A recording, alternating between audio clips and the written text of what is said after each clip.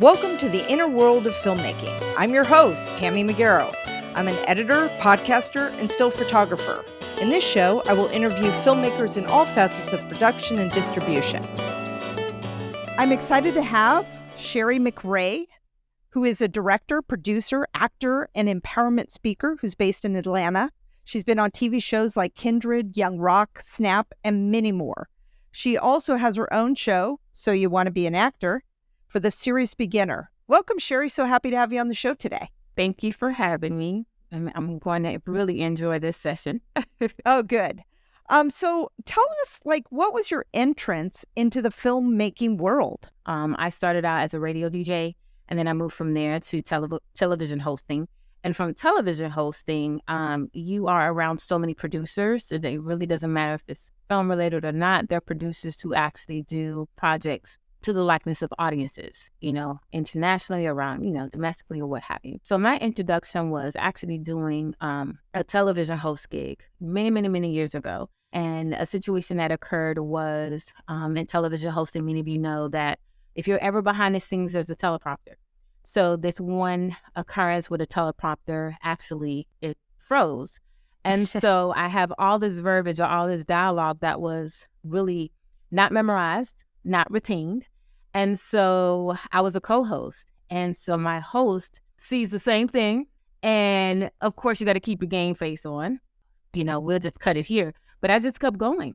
And I really was able to improv it. I caught the attention of a very popular VP at the time, who then reached out to me. It was months later, but reached out to me and said, man, I heard so many great things about, that situation. And I have an opportunity for you. Have you ever considered acting? And I said, whoa. I'm on the radio previously. It was years prior to my television hosting. And I said, no one sees me. So I can just be up there, pulling gum out my mouth if I wanted to on the radio. Just going. Television hosting was a little different. You're polished, perhaps if it's not live TV, you get to do it again. And I said, so tell me more. And so I got an opportunity to actually be a TV news anchor. It was for a horror project. This was many years ago. And so that was my entry into it. I think I did great because it was kind of my element. But I do remember going to the theater and watching it. And I just did a whole bunch of this, blinking, because I wasn't used to the light. And so even though the camera pans you and you're on the mic, you're talking, but the lights was just like, I was like, but I did a great job as far as performance. But I just was like, man, if the lights are going to be like this. So at any rate, that was my first interaction, and adrenaline rush before, during, and after was the electricity that I needed to actually dig a little deeper. Did you continue on with acting classes or? Oh, yes. What did you go from there? Absolutely. So from there, I tried to do a few other things, just a few other independent projects. But I just felt like, I was doing a disservice. I was around a myriad of artists. Some of them were beginners, intermediate, advanced. But as I would watch the advanced artists, I would say, they just seem like it's so organic and it just flows, and how they're so calm under pressure. And if that were me, I would be, I would feel like, I'd be sweating beads. And so you take these opportunities, I'm just one that's going to maximize on every opportunity. Have you ever had to do a kiss scene? Oh my gosh, yes.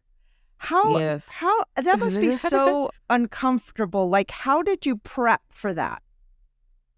Well, there are intimacy coordinators on set, so they can kind of help you.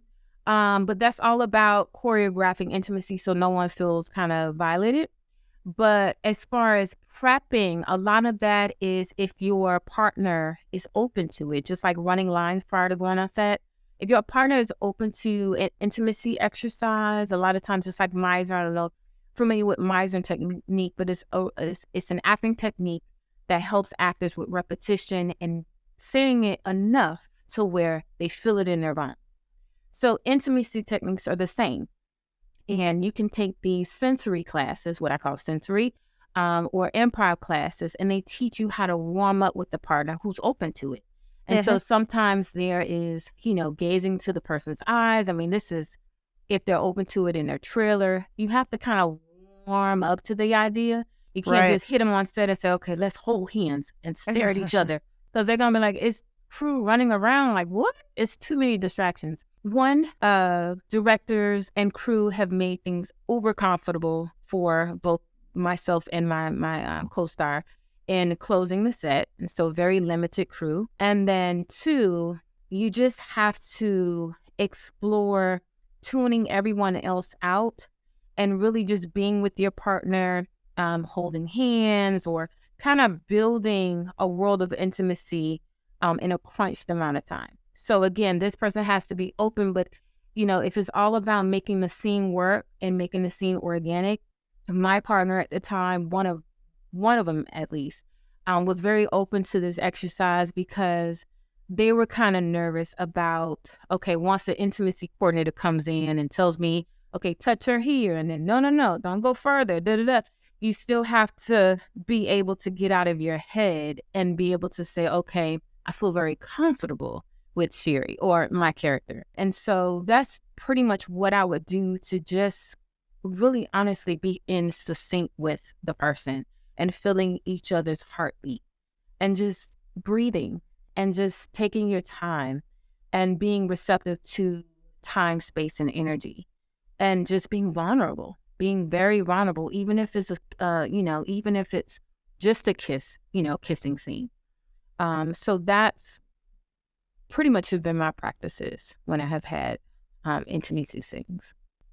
Yeah, I was thinking to myself, like, if I were acting and had to do a kiss scene, I'd probably want to kiss them before we actually shot it, just to make sure we're in sync. Yeah. But then I was thinking a lot of the kissing is probably the first kiss. So then maybe there's something to not doing that, because when your character is kissing them probably for the first time versus you are a couple, I mean, maybe that's a little different. And prayerfully, you have someone who I guess has some experience on set, because they can use different substitutions, what I call people that they know, and they can say, okay, this is really my wife. And you don't really have to worry about that, even if it's your first time, because you'll have several takes. So you can perfect it by take, 5, 6, 7, 8, or 9. But I think too, if time is of essence and it's the last scene of the day, then you may not have that time because, we're 1 through 5 on the call sheet. Obviously we were in other scenes, in and out of robes, or just, so many things can dilute the scenario.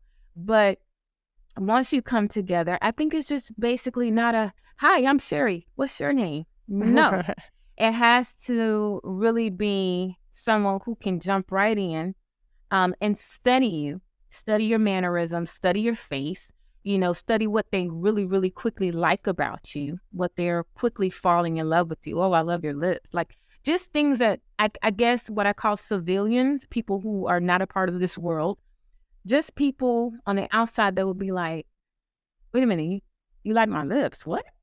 Like for us, as soon as you say something like that, I know right away what you're doing. You're trying to build up to just having those moments of just like, can I hug you? And I'm like, sure, Yeah.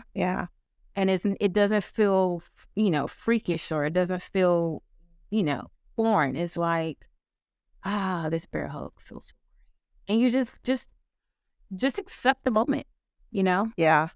Yeah. Yeah.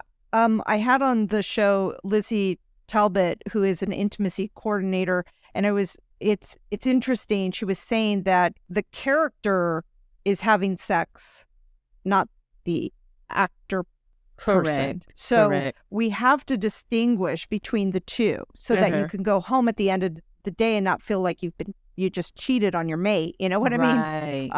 And that there is something to that, to think about that. Which I thought was kind of interesting, and kind of going along with, what you're saying is kind of like, it's a role. It's this is a job. This isn't reality. And really to make sure that that's in your head. I guess. Exactly. Yeah. I'm assuming you probably have an agent and a manager. Yes. Mm-hmm. How do you go about, one, getting an agent and a manager, and which one kind of came first? Just for the people that are out there, I know a lot of actors go, well, when should I get an agent? When should I get a manager? Yes. You know, and it's like, slow down. There's a process. So maybe you could just explain in your experience how that came about. Right. So I've been through several.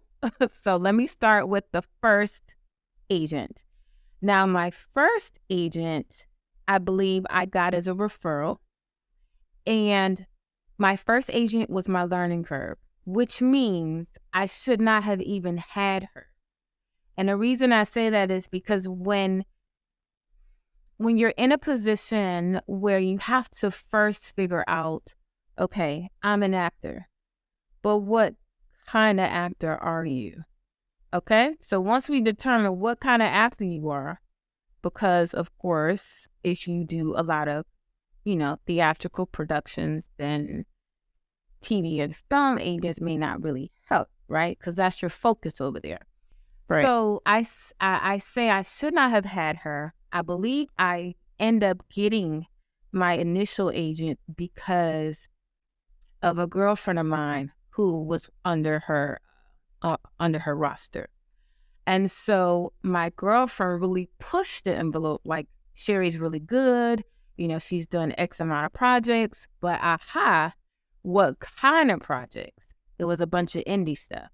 So my agent is more of a TV and film agent, but she took me under her wing because she believed in me. But I should not have had an agent because I think I should have worked a little bit more in the whole self-submitting world and building my way up until hit a glass ceiling, because of course there's gatekeepers for network, right?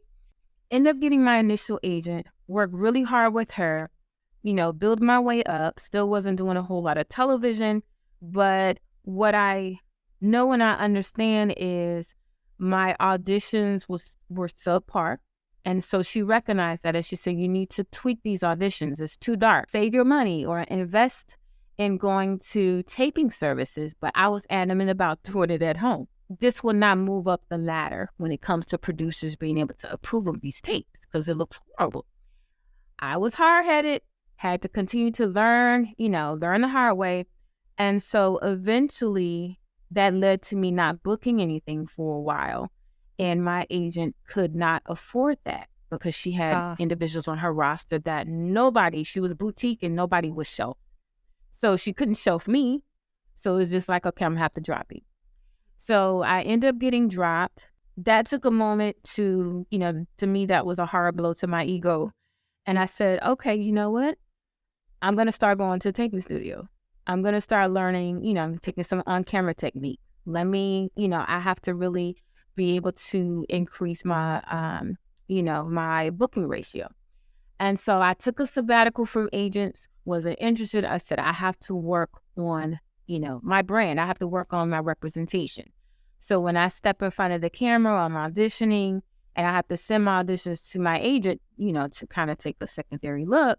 They say, okay, good job. Performance is on point, and presentation is on point.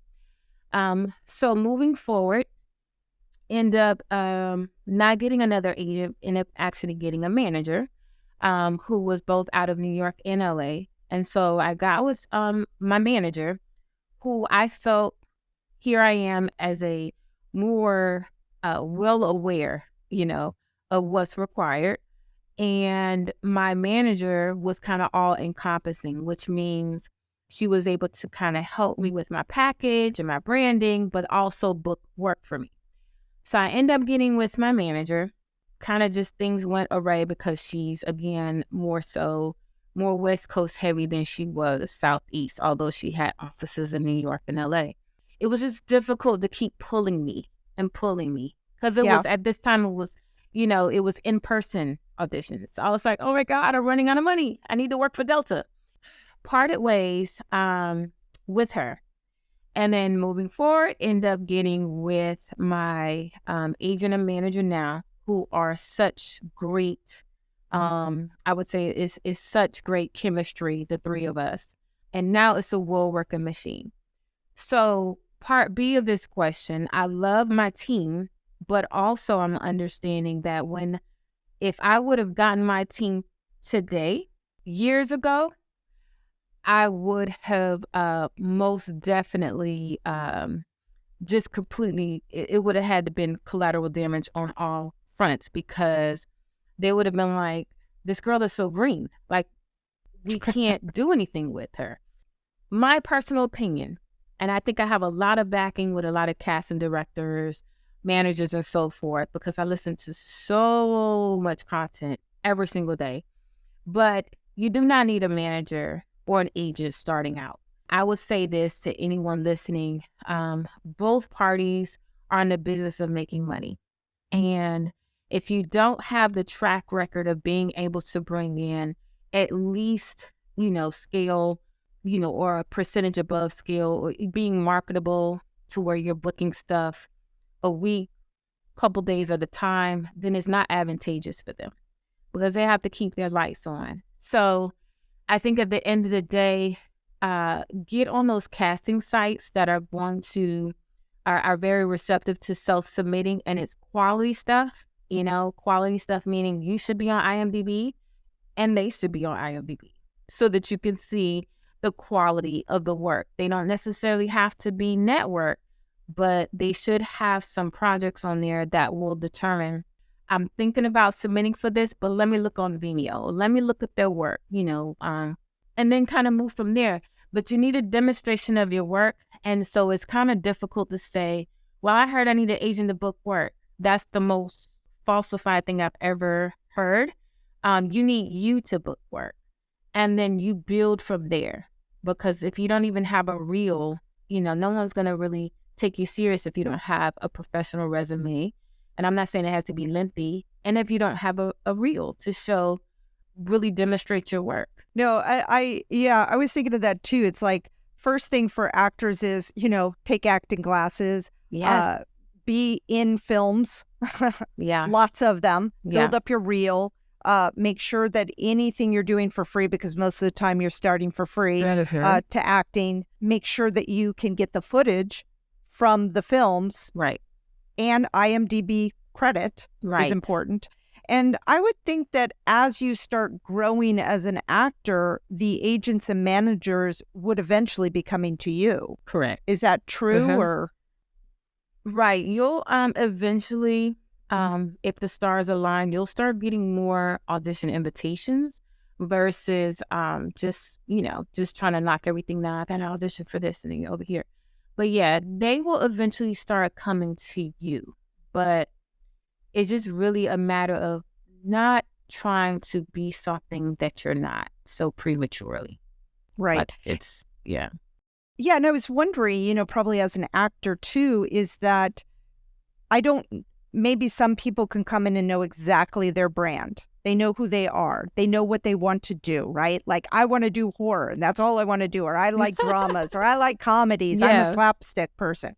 I would think that it would take time to really figure out your brand as an actor. Mm-hmm. Do you want to talk about, your brand? What did you figure out over the course, what your brand was? Okay, so my brand is, I am, number one, a hard nose of a talent.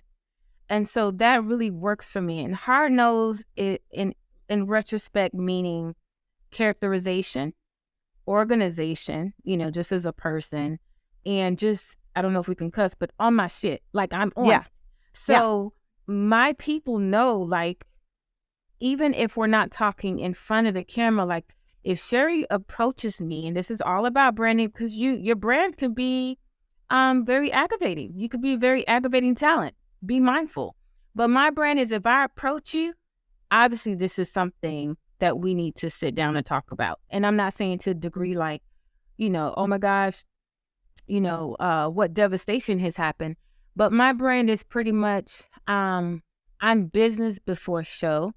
I know exactly what's expected of me. I know exactly what lane that I'm choosing to be in.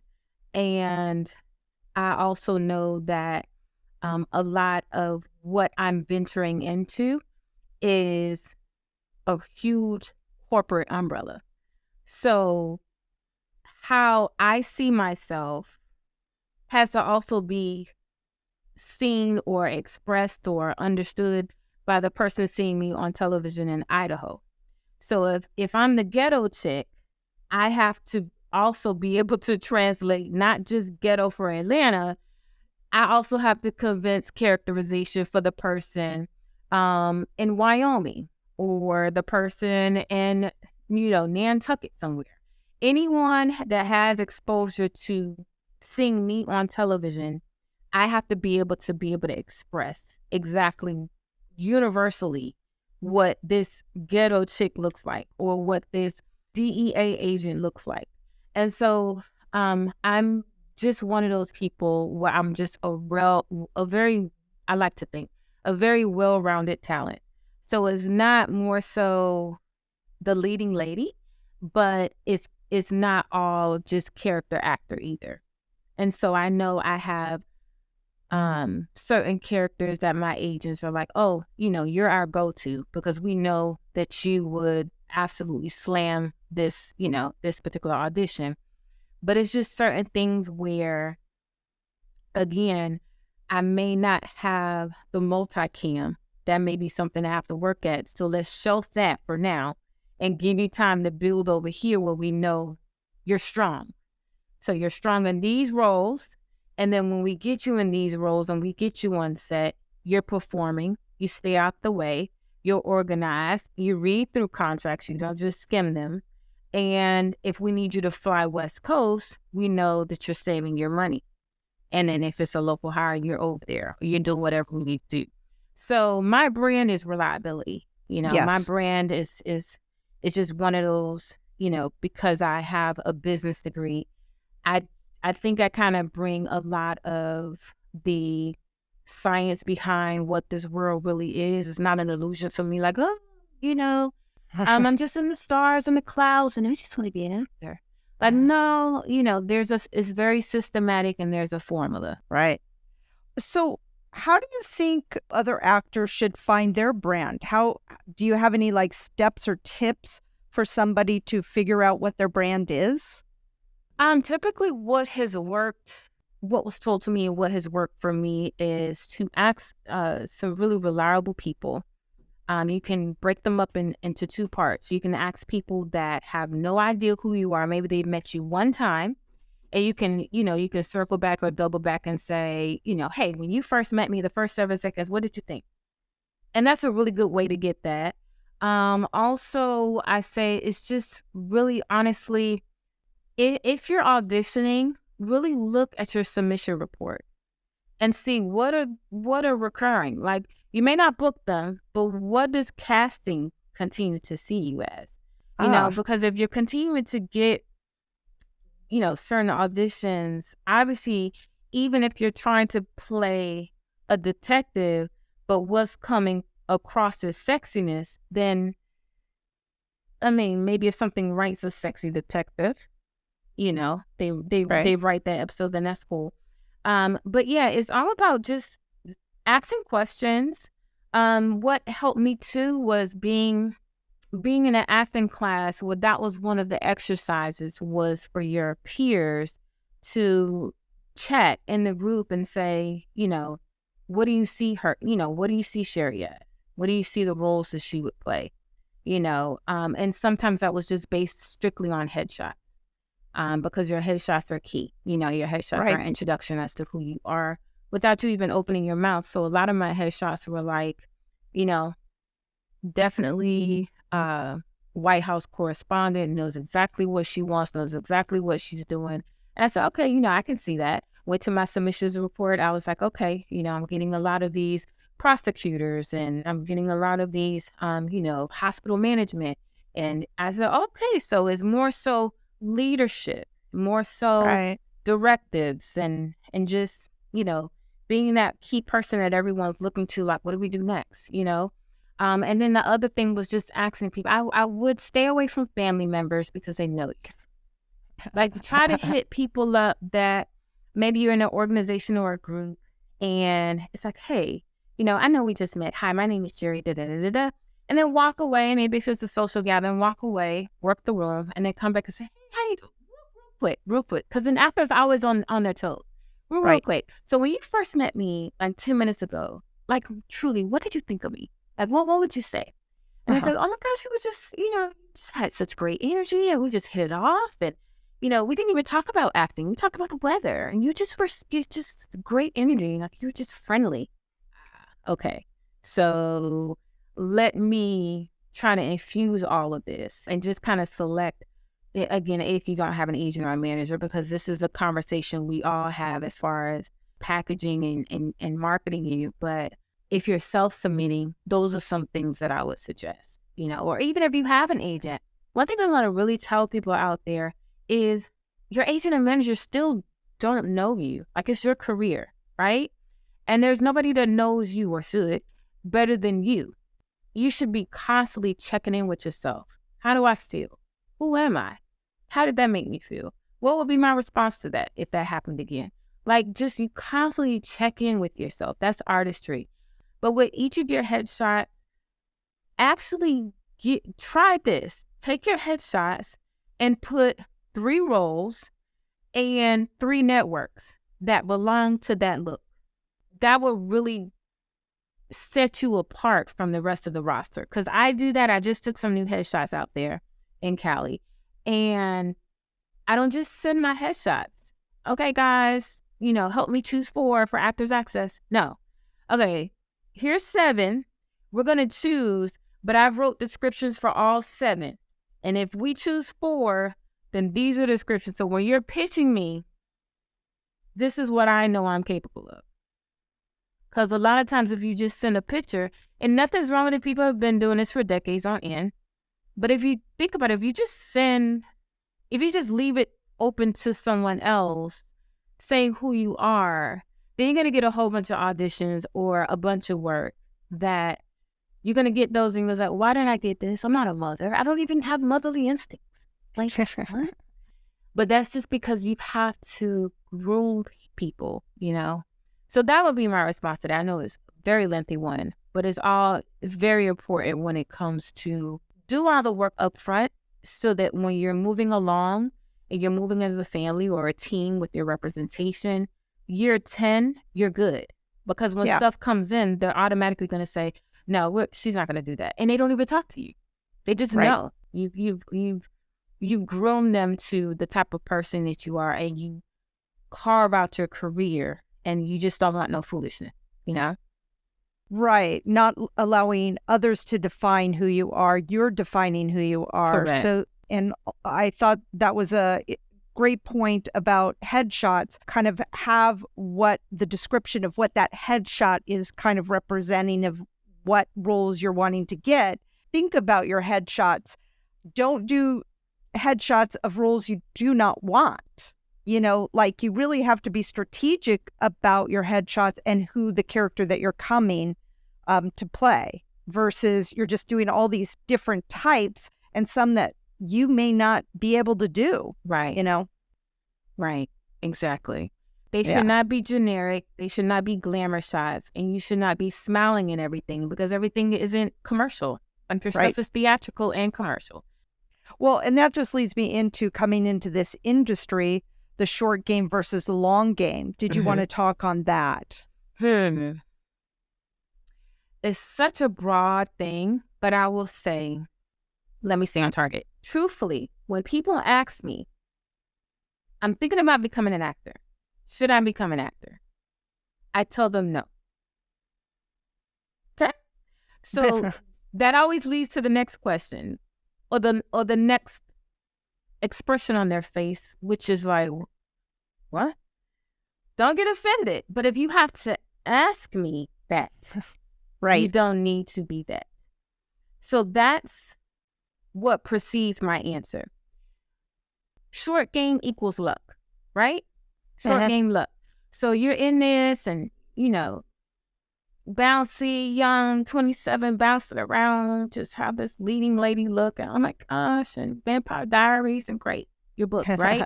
Right. So the short game is the vanity, the cosmetic, the size, just the carefreeness and oh my I just didn't even try to book it. I just booked it. So that's the short game equals Right. luck. Now, once 27 turns into 40, it's a different thing. And I promise you, I've seen it. Still in the game, still working, but work has its seasons. Work slows down. You start questioning, am I made for this? And you're no longer that confident, bubbly. Oh my God, that's like series regular. So once that passes and you get to be where it's like, okay, this is getting to where my age range is starting to be a little bit more competitive. Now we have to start thinking strategic, right? So the learn game is more so intentionality. Short game, luck, a lot of people are like, oh yeah, I haven't burned out. Now we're starting to move into where casting is telling you, you need to lose a little bit more weight. Maybe your con card is starting to look like, you were 122 pounds years ago. Now it's looking more so 144, 145. And it's like, you're kind of teetering for this market. So it's an invasion of confidence. It's an invasion even if you are not booking as often. You have people on your roster or maybe your management or agent. If they're on the whole social media thing, you're like, book. Everybody's booking. And you're like, so now the long game is where you can get into a good groove of, I just really want to learn the craft. Kind of eating away at a character and doing more, of a character analysis. Really trying to get deep in the crevices of, I'm not just going to do this on the surface. I want to really do this and really make a career of this and be of the likes of the Al Pacinos and, the Meryl Streeps and all these different people. Like, I'm in this, whether I'm booking or I took a whole year off, traveled the world, backpack. Now I'm back. I'm refreshed. Let's go. And when you do it, it's such intentionality to where it's like, even if I don't book, I'm going to be in class. I'm going to be training. I'm going to do some theater so I can stay fresh. It doesn't have to go on my IMDb. Most people are concerned about unnecessary credits, but I'm chiseling and I don't have to be seen. I just really want to do this just for the art. If some people feel like that is their call to the world or their purpose is, I know this is where I belong.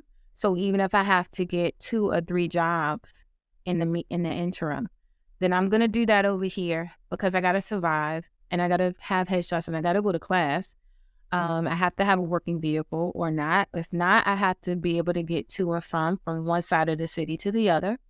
But yeah, at the end of the day, I'm exhausted, but I have to put on this makeup. I have to do my hair.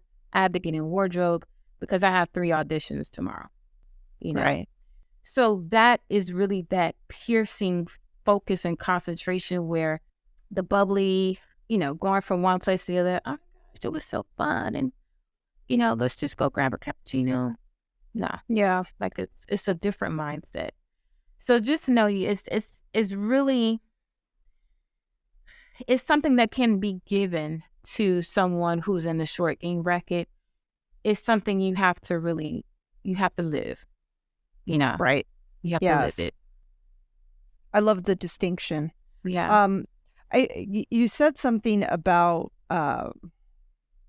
losing weight and stuff. Do you feel that this industry is harder on women than men? Or do you feel like men have just the same, they've got to be chiseled or? I used to hear a lot of my colleagues speak a lot about inadequacies with just aesthetic, and just, I cut my hair, oh my gosh, and they want me to put on a wig for this audition. Or I I had a baby and I can't get rid of this weight. And they're on me because, maybe you're shooting a sequel to something and they really need you to start drinking your food instead of eating, right? So there's so much pressure across the board. I don't think it's a differentiation between men and women. However, to me, I've seen that because just men's metabolism, they can get in the gym and really buff up and lose the gut really quick. Their discipline is crazy. But as women, even if they're not asked to lose the weight, it's still something where when you get in wardrobe, it's like, well, we had, this string of clothes for you, but no worries, we'll go over here. And it's like, oh my gosh, it's not a, you need to lose weight. It's more backdoor. Like, well, we had this for you. We had this idea for character. These clothes, these shoes, but it's okay. It's okay. We'll go over here to the 10s. So what pants? What this? And it's like, oh my gosh.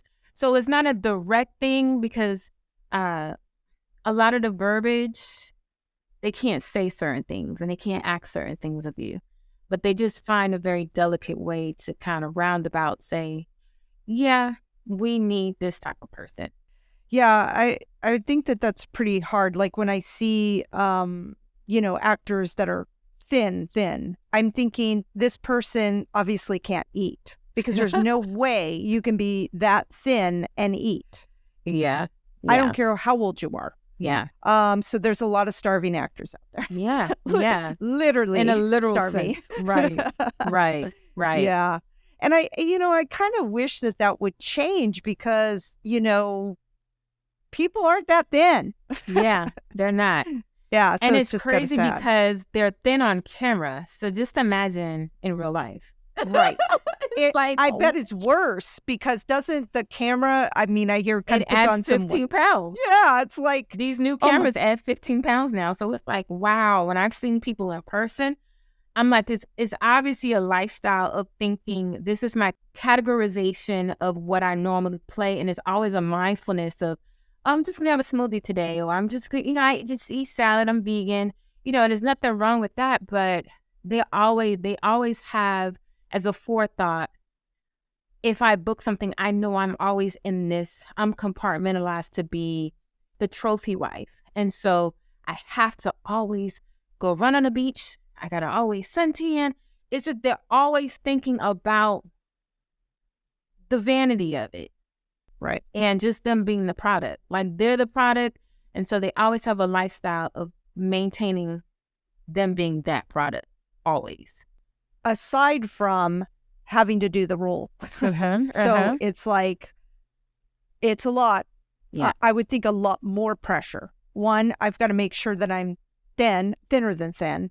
And then also I have to remember my lines, be that character while I'm starving myself. Yeah. So, you're also doing directing. Yes. Right. Yes, you're going into directing. So what made you want to get into directing? Well, directing started about 4 years ago. And I actually got in directing because I just got tired of the sabbatical that I was particularly going through. It was a forced hiatus where I wasn't really booking as much as I wanted to. And so I took pen to paper and I just wrote something. No one could tell my story quite like I wanted to. And so I put on the director's hat many, many years ago. My first project was called Blue Skies.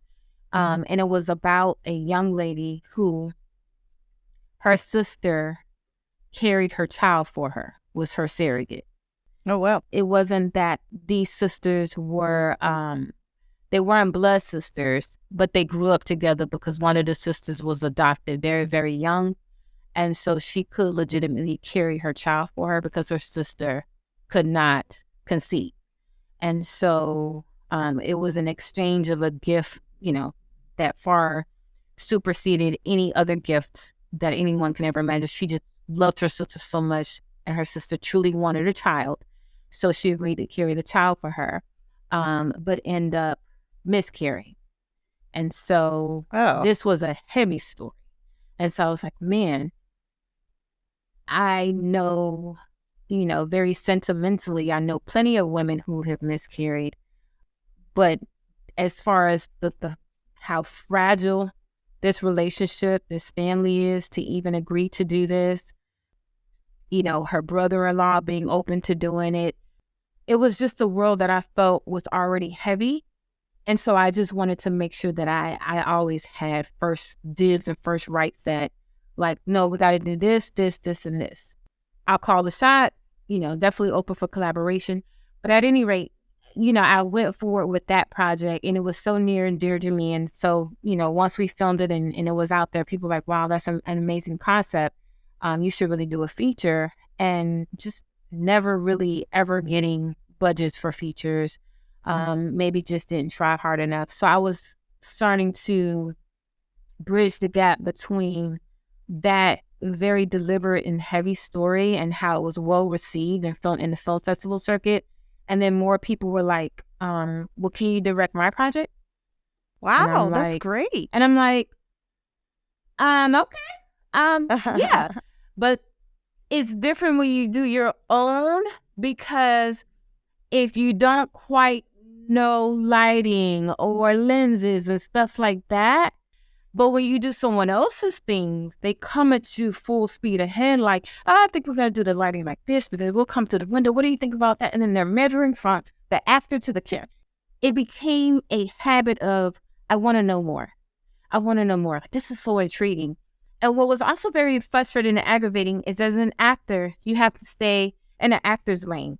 Many times I was on set and I was so tempted, because I would do such a deep dive. It didn't matter how many pages it was. I would do such a deep dive into character and script analysis and all kind of different things.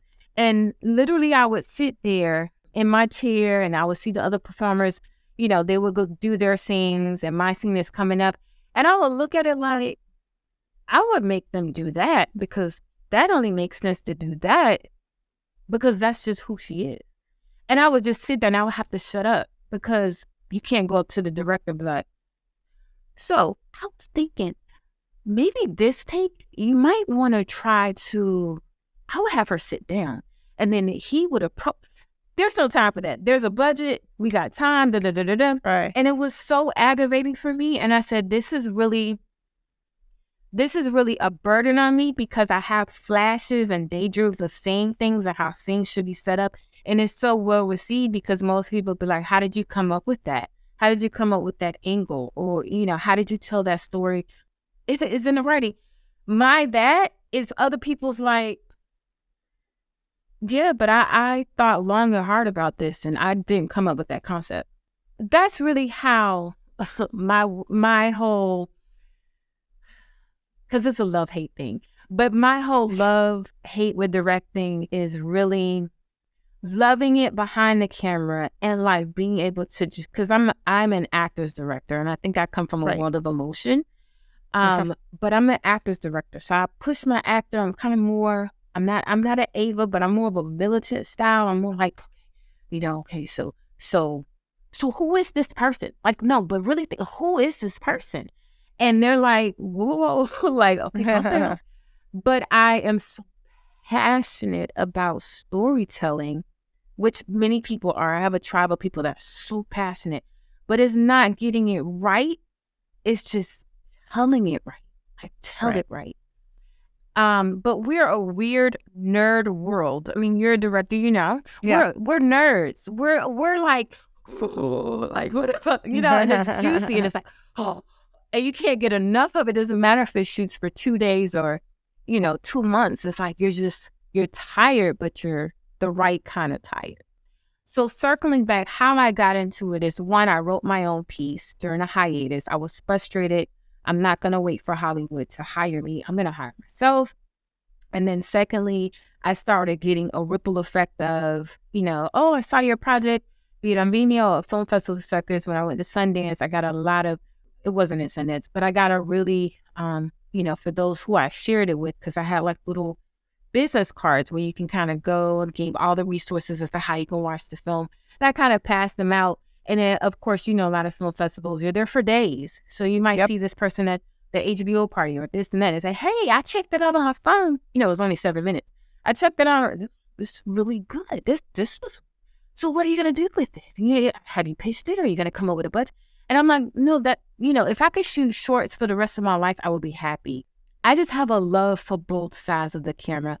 Acting is always primary because I'm obsessed, But directing is starting to be another world to where if I had to ever retire acting, I would still want to be very much involved in just really the density and depth of those stories that everyone else is afraid to tell.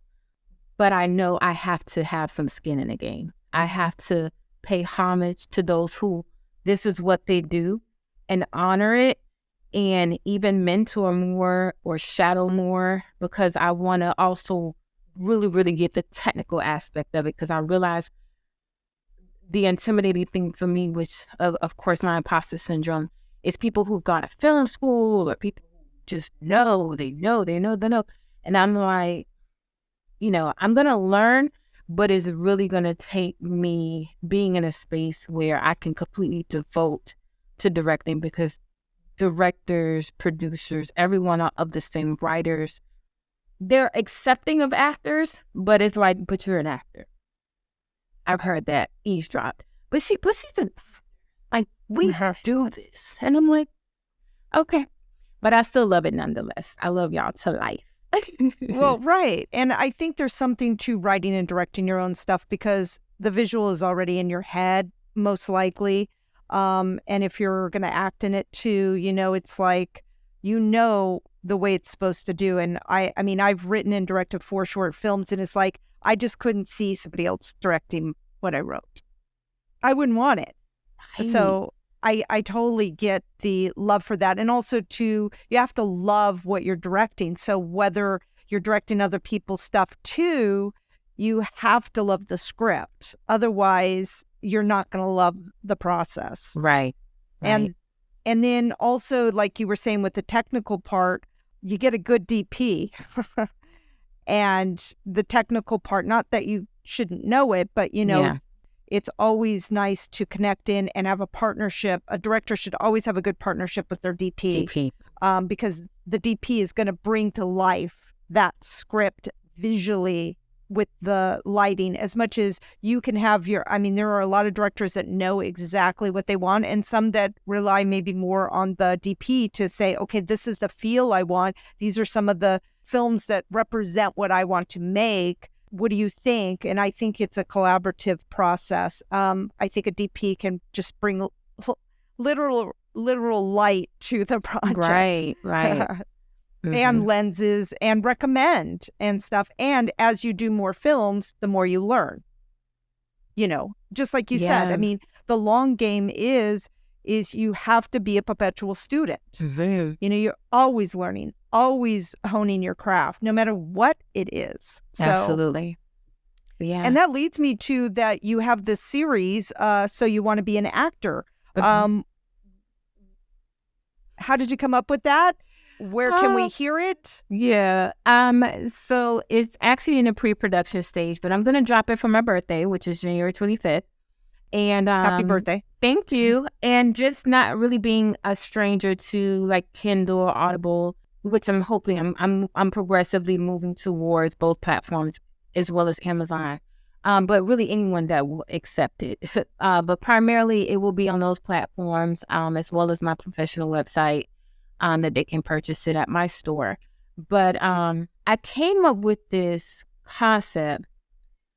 You all are going to laugh, but don't laugh loud, okay? So I came up with the concept because, for my actors out there, you go through these processes and you're like, am I the only one doing this? Am I the only one having to submit a quick turn audition, and I can't sleep, so I'm just going to get up 2 a.m, 3 a.m, and knock this audition out because it's due at noon, right? Right. And I look around and I'm like, who else is going through this? This is just me. I'm sitting in my mirror, I'm doing makeup, putting on a wig, trying to figure out my top, and like, oh my gosh, no, it's going to be a full body slate, so I need bottoms. So it started out being very bootleg, where I would just do my own phone recordings. And I'm like, I just had a stage production and literally just walk behind stage and I'm changing my clothes. But guess what? I have a director session for a callback and I have to find a nook in the corner somewhere with great lighting and I am setting stuff up, and then my phone, and then the background is as solid as I can get it. And I'm like doing this callback, and they have no idea. And I'm just in the phone, like doing this nurse role. And I'm just like the fiery hoops that we jump through. So you really want to be an actor. And I just asked the world, because so many people, I want to be an actor. No. Let me record this stuff. Do you really want to be an actor? And I literally talk like that to my phone. I don't even know who the audience is. And I'm like, if you guys really knew a single mom juggling 2 jobs and going to school full time and have a 3-year-old, like they could probably have their little podcast that says, so you really want to be a mother? Like, but I just felt like for me, so you really want to do this, because do you all understand what this takes? Like, forget all of the red carpets and the Getty images and the deadline posts. Like, do y'all really understand what I'm doing right now? Because I swear to God, if you don't really want to do this, you wouldn't do this. You wouldn't do this, because this is only for loonies that are doing this. So I came up with the listening series, which is really an audio series that they'll listen to. And I have gone through, because I've coached at several acting studios, mainly children, youth, and young adults. And I do audition coaching as well. You wouldn't believe, even though they're in class, so they're training or they're doing this and they're doing that, they lack confidence and they do these auditions or they're on set, but they always need validation. Like, was that good enough? Like, did I, like, do you think that maybe I should? Listen, the number one thing is a strong mentality and a strong sense of self. If you don't have those 2 components, even as children, start grooming your children to be like, don't ask me. You got it. Whatever you came up with, that's what we're doing, period. We know you really didn't learn your lines.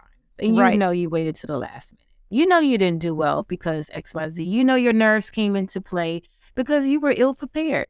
But I came up with this. If you want to know, where do I start? What do I do? Or even reinstated actors who come back in it. They've been gone so long, they're cold. They have no idea where to start.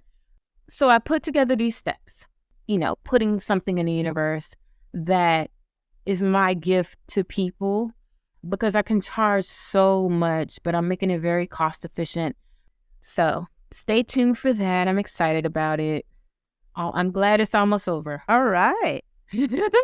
Yeah. I can't wait to hear it. Do you have any last thoughts for our listeners to leave them with? To everyone out there who is taking on or currently taking on this industry, wherever you are on the globe, one, I commend you, because it's very robust.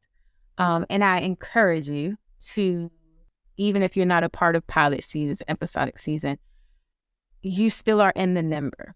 So just find a way to stay creative and find a way to branch out, as far as being an artist. And just know that there's a job for everybody. Doesn't matter if you are 16 or 66. I've seen everybody work. Just stay the course and make sure that your expectations don't exceed your skill set. Make sure you are expecting a standard, and then you're able to execute that same expectation. So it's good to shoot for the stars and just to be this person that's just overzealous, but just make sure that you're not shooting yourself in the foot with saying it happens though, because sometimes it's a cosmetic thing. These are very vague numbers, but just saying you've been in the industry for 2 to 3 years and you're like, I want to be a lead on that show. And I'm tired of all of these non-name roles like waitress number 2. Pay your dues, continue to pay your dues, and you will no longer be waitress number 2. You will be Rebecca. But you have to kind of be very, very, it's an even playing field, but just make sure you guys, your expectations do not beat up your confidence level. Because if you shoot so high, but then I said, well, when was the last time you trained and with whom? And you said, train? I just watch YouTube clips. Don't lose respect in this industry. Matter of fact, don't talk too much. Just listen. And don't lose respect in the industry with your peers, with your mentors, casting directors, if you are networking with them, but virtually or in person. Just always be in a learning posture. And that way, when you set the bar, it's like you're moving in accordance with where you physically are and where your pockets are, and really understanding that 12 pages of heavy dialogue for an audition is going to be the expectation from the industry. If you can't even really memorize 2 pages, then we need to lower the bar. Because if I handed you 12 pages today, would you have that memorized in 6 to 8 hours? So hopefully that helps gauge your Q&A and your zest and the adrenaline rush. So it's starting and even if you're tired and I've been at this for going on 15 years, hey, it just takes one yes to change your whole world around.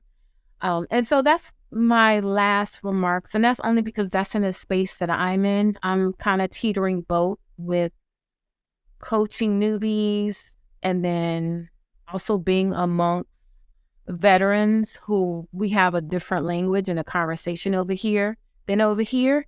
But at the end of the day, it's still like both worlds have heart. It's just don't put your dreams in a microwave. Instead, try the oven for 400 degrees for about 45 minutes. Okay? I love it. I think that those are all great tips. And, it's just keep at it, never give up if this is really what you want. Because you're right, it only takes one yes. But every no, you're learning something. Exactly. To get you to the yes. Well, thank you so much for being on the show today. This was great. I enjoyed myself. I can talk on and on and on. So this was every bit of the energy I needed today. Thank you so much for listening. I encourage you to get out there and make a film. Reach out to your local filmmakers group to get involved and connect. Please subscribe to the show if you like it, and follow me on Instagram @Tammy McGarrow. Until we meet again, what's your story?